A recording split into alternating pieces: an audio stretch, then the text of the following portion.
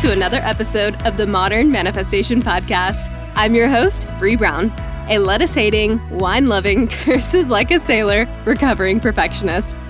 Having thrived in a male-dominated, commission-based industry, I'm passionate about helping women boldly pursue their life goals. In this space, we build confidence with our mindset, manifestation, and spirituality. I believe that your life manifests as a result of who you are, not what you do, and that your personality creates your personal reality. Join this growing community to increase your net worth by increasing your self-worth. Now let's jump into today's topic.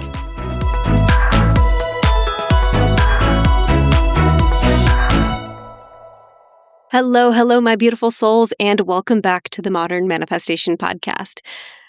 Let's be honest, most of us have a complicated relationship with money. We want it, we chase it, we stress about it, and then when we actually get close to it, something pulls us back. In this episode, we're going to talk about why that happens and what it actually takes to hold the energy for the money that you want. And I promise you, today's episode is not about vision boards and affirmations. To hold the energy for the money that you want, you have to be able to get to that energetic level. And then you have to be able to keep yourself there. This means getting rid of past beliefs, emotional baggage, the judgment of others, their beliefs, anything that might surround your energy of money or your idea of money. And you've probably heard this before, and that's okay. We're going to go a little bit more into how to unwrap this later on. So for me, this meant letting go of things like my anger, resentment, judgment, self-doubt, irritation, frustration, all the things. And how many of us commingle these exact negative emotions or any variation of with our concept of money? And I'm willing to bet that it's probably most of us to some degree, or you wouldn't be tuning into this podcast. Maybe you call yourself a shopaholic, you call yourself frugal or money savvy. Maybe you talk about treating yourself when you know that purchasing something isn't in alignment with where you are financially. All of these create narratives and identities that we associate with money. Even if we're not aware of the current identity that we're operating under, it's running in the background. So as a kid, I remember 2 times I was given cash for special occasions around the ages of roughly 8 and 10, or 8 and 12 actually. Both times I treated the money like it was the last I would ever see of it. So I held on to the cash I was given, meticulously trying to determine what to buy with it. Because in my mind, when would I ever see that kind of money again? And so I was anxious about choosing the wrong thing, regretting my choice, and then wasting that money, or what I thought would be wasting that money. Because my concept of money at the time, or the energy that I had around money, was extremely fragile. I thought that money would just be whisked away from me. And I couldn't hold the energy of large amounts of wealth, or any wealth really, because my parents couldn't, and they didn't. And you know what? My parents praised me for this behavior. They called me so mature, responsible, rational. I had a good head on my shoulders, and I was rewarded for adapting my dad's scarcity mindset. And so I started associating this concept of frugality with being a good person. I thought that to be frugal was to be good, kind, thoughtful. And in a way, I was almost extremely pious about it. So if scarcity mindset was a religion, I was extremely devout. And I've held on to this identity that I'm frugal for way too fucking long, most of my adult life. And I can confidently say that I thought being frugal meant that I was superior in some way. That sounds really shitty, but that's the truth. I thought I was better than people who I considered to be more frivolous with their money. I was more disciplined, more socially conscious, more relatable to people. And I've talked about money mindset a lot in the past, but I've never talked about this really ugly part, that I genuinely believed that being frugal made me a better person than those who weren't. That fucking sucks to say out loud. But I didn't start this podcast to make myself sound good, so fuck it. For most of my life, wealthy people made me angry, frustrated, irritated. Like, How dare they have so much? How dare they be so entitled? How dare they exist with their wealth and their easy lives? How dare they have so much more than us? And I genuinely believed that to be wealthy or to come from wealth meant that you had to be entitled, unkind, selfish, even lazy, because I didn't think you had to work as hard as everyone else. And my being frugal? Practically sainthood. If you've listened to this podcast long enough, you know that obviously I'm kidding because my life has been an utter shit show at points. But I put frugality on a pedestal, and that was a way for me to be quote unquote good. And hopefully a future employer never catches this episode because this is not exactly a glowing recommendation for myself. Subconsciously, frugality was doing something for me. It made me feel superior to that of the people that I thought were out of touch, wealthy individuals. And it also made it easier for me to look down my nose at them, thinking their life was just handed to them. They didn't have to work as hard. They didn't have to do as much effort. And it was easier to think all of those things than it was to address the pain that I felt around not having that for myself. Because in reality, I was frugal because I didn't feel worthy of the money. I didn't trust it would last. And I was afraid what would happen if I did spend it. Like, would this just open up the floodgates of spending and I'd just never be able to stop? Kind of like Confessions of a Shopaholic, if anyone remembers that movie. And if I was able to spend the money, does that make me a bad person? Did it make me a lesser person, unkind or selfish or lazy, or any of the ideas that I had or that I'd entangled with this concept of wealth? All of these were the beliefs that I'd held at one time, beliefs that I needed to grow through in order to increase my havingness for money, the ability to have the wealth. And so I bring this up because in so many manifestation podcasts and spaces and courses, they talk about all the things that you can do. I would call it like the additional things you could do. You need to work on the affirmations and the vision boards and the repeating and the blah, blah, blah, blah, blah, right? Like all the things that you could be doing or adding to your life to get to the things that you want. But so rarely do we talk about the subtractive. What's the shit you need to let go of to really get the things that you want? It's kind of like that old saying, you can't outrun a bad diet. That's how I feel about manifestation. You can't out-manifest all your baggage if you haven't dealt with it. And I wish you could, because that'd be a lot more fun. There's a lot less pain associated with that. But the reality is that you can't. And so that's why I want to talk about this today. While I was busy trying to manifest wealth, I wasn't dealing with the deep wounds within myself. Because how could I accumulate the wealth that I wanted while simultaneously judging those that had it?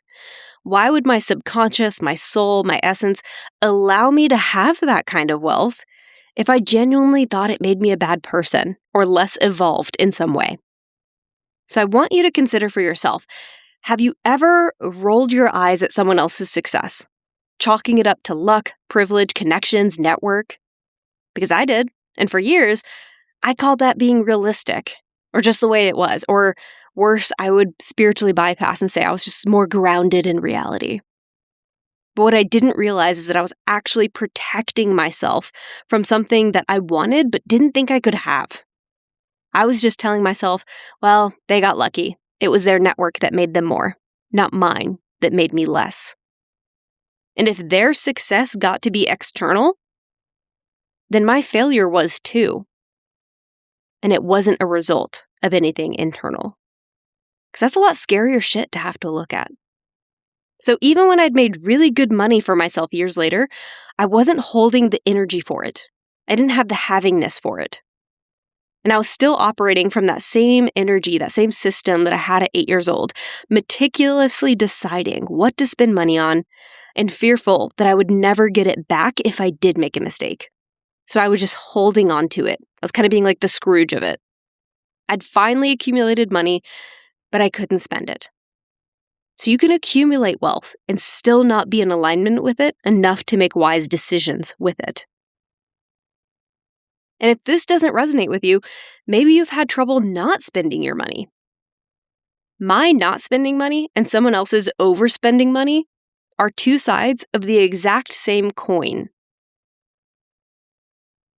They both show a lack of ability to hold space for wealth, for balance, for a healthy relationship with money. So we lose access to it. It's kind of like if you've ever heard about that millionaire next door that still eats beans and rice for dinner, or they check every single receipt, or they will ask for a quarterback whenever a quarterback, not the football player, a quarter back or a dime or nickel back whenever they place an order for something and are due change. It happens all the time. This inability to have the wealth they've accumulated.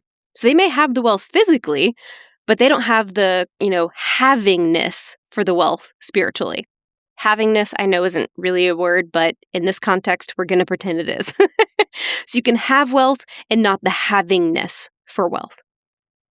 And these behaviors don't just come from mindset blocks. For a lot of us, they originate from our wounds, and they could be inherited, they could be ancestral, they could be personal. Inherited beliefs from watching our parents fight about bills, or feeling like the kid who couldn't have what the other kids had, or being told that wanting more was greedy. Maybe you were told that all wealthy individuals are corrupt. Or maybe you grew up with wealth and then witnessed the problems that came with it. Maybe you had an absentee parent, or there were a lot of fights about it. And so now you're afraid to have it for yourself. It doesn't matter what your background is. What matters is if you deal with it. We carry the stories we tell ourselves into our adult lives, and then we call them personality traits. I called mine frugality and claimed I was good with money. But ignoring money isn't being good with it. And hyper-focusing on it isn't either. So when I finally saw that this was a wound and not a personality trait, everything started to shift for myself. I started to work on the ability to hold the energy of money. I had to work through layers upon layers of really shitty feelings, to be honest. All the emotions, beliefs, and stories that I'd previously listed and more. The envy, the jealousy, the resentment, the judgment. And I'm going to talk to you about how to release these emotions, but be forewarned, we're going to get into some really woo-woo shit. So get ready. To help me work through these negativities in order to get myself more in alignment with where I wanted to be, I had to ground myself. I imagined myself grounding with the earth. I sat in meditation, and I asked for the feelings and beliefs related to having more wealth, or what could be called our havingness of wealth, to show up. And one by one, I sat in each emotion, story, beliefs for minutes, hours, days, probably felt like months and years in some cases, sitting with each one of these and just observing them, and then allowing this feeling or story or belief or whatever it was to release from my energy and then go back into the earth until it no longer felt heavy. It no longer felt like this chain that was hanging from my neck. And at some point, when I had done this enough times with enough emotions, the energy of abundance no longer coexisted with anxiety or doubt. And holding the energy of abundance just felt neutral at first. And then later on, it felt good and it felt right and as natural and as easy as breathing, and something I continue to work on today. Because healing isn't linear, it's spiral. You'll heal something, something else will come up in a different form. This isn't a one and done exercise. Because abundance blocks have layers. And in fact, everything in life that is worth healing has layers. You'll think you've released something and a new opportunity will show up and the anxiety will come back in a totally different form. But that's not failure. That's the next layer, asking to be seen, to be cleared, to be moved out of your system. So just keep going, because that's where the real fucking powerful growth is going to come from. Layer by layer, healing the parts of you that you no longer need to carry. So to hold the energy of abundance, or the amount of abundance that you're seeking, you have to release the pain behind it. You have to get rid of that hitch in your heart that tells you that you're not good enough to have that, or you're not able to have that, or everyone else can manifest it, but you can't. So I want you to try this meditation exercise with me. Unless you're driving or doing something where you can't physically pull away, then hit pause, save this for later. But this is a version of what I've done, and this can really help you get started. And I'm not going to treat this as an actual meditation for right now, but just know that you could write this down, or you could just take the outline of what this looks like and then sit with yourself for like 20 to 30 minutes and really go deep with this, or just 10 minutes if that's all you have. But I would at least give yourself 10 minutes to really explore this. So close your eyes and imagine yourself being tethered to the core of the earth with a very strong cord. Or maybe it's a tree trunk and it's attaching to your waist and it's going deep into the core of the earth, and it's just sinking in and it's really holding you. And it could be a rope, a chain, a water tornado. I don't give a shit. And when you feel grounded, start to think about the amount of money that you want to have. Not need, want. And just notice what comes up in your awareness or in your body. Is it excitement or that heart hitch that I talked about earlier? Is there some anxiety that's showing up? Is there something like worry, frustration, guilt? A voice that says, who do you think you are? Others can have it, but not you. That critical voice is what we're working to release. And if your first reaction is excitement, that's amazing. Keep going. Just stick with that excitement. But for a lot of us, that's probably not your first reaction. So let's clear what's showing up before that excitement, what's in the way. And unfortunately, whatever that critical voice is that we're working to release might sound a lot like someone you grew up with. So sit with that and observe what's coming up for you for as long as you can. If irritation shows up first, sit with irritation for 10, 20 minutes, as long as it takes. Maybe sit with it every day until you feel like it's really worked its way through your system. And then maybe you're like, what's next? What else is showing up? And what else is covering up my ability to have wealth? And then maybe it's envy or jealousy or resentment or anger. So you can see how there could be layers and layers and layers upon things or shit that you need to work through and you need to move. But that's exciting because now you have a ground level and you can only go up from here.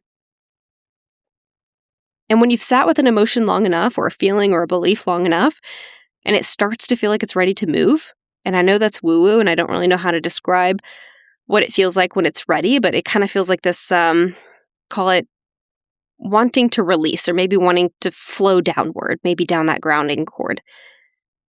Then see if that energy is willing to exit. Maybe it's willing to exit your energy through that tether that you've created to the earth. Maybe it's willing to just flow through you and out of you. And when you've done this enough times, maybe it doesn't come back. Or if it does come back, it's a totally different version of that thing.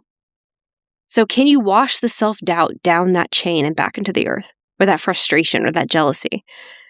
And then once you're done with this exercise, imagine that your body is a bucket and start pouring golden light back into it. Anywhere where you've released something, golden light is filling back into that space and taking up space and residence there. And then once you start to feel re-energized, come out of the meditation and find a place of rest. I know we went through this quickly because it's a podcast, not an insight timer meditation. And I know we all have places to be. But it's really it's just ground yourself, think of what might be covering up abundance, if anything, and then just sit with that until it's ready to let go. And then whether you're able to release 5% of that, 15% of that, 20, 50, 100% of it, backfill whatever you were able to release with that golden energy. Just kind of fill yourself back up with something that feels good. Because you don't want to leave a void, right? Because voids aren't fun. You want to backfill it with something that is serving you. And for all my type A girlies out there, do not, for the love of God, do not try to address all your feelings at one time. This was me. I tried to do that. It was a hot fucking mess, and I do not recommend. I've been there. I've tried that, and trust me, it will be a mess. So, start with one feeling that comes up. Whichever one pops into your head first is the feeling you need to stick with, even if it doesn't make sense. Even if it's like the word curiosity. Okay, well then sit with that. If that's in the way of your abundance, you don't need to analyze why that is. Just sit with it until it's ready to move, and whatever the aspect of curiosity is that's blocking you gets to leave. Or maybe it's the word humble or stoicism. Don't judge whatever that word or feeling or belief is. Just allow it and move it. And do this exercise as many times as it takes. One emotion might release completely in one meditation, or it might take 6 months, you know? There's no right answer. Some are going to be a lot stickier than others. Some might have a lot more baggage behind them than others. And that's okay. And it's also not like you have to absolutely clear everything until you can get to your goal. This is not black and white, all or nothing mindset. You could clear a shit ton of stuff and already start to see positive changes in your life, even if you're not quote unquote done yet. Because what does done really look like? You know what I mean? Like, There's layers to abundance, just like there's layers of things that cover it up. And so you release some of these layers and you start to see abundance in other places. Maybe it's not directly manifested in money yet, but maybe you're seeing more opportunities. Maybe you're getting more gifts or prizes. Allow it to show up for you as you clear out some of these feelings and beliefs and emotions and energies. When you clear up 5% of whatever was in your field, you're creating 5% more space and abundance.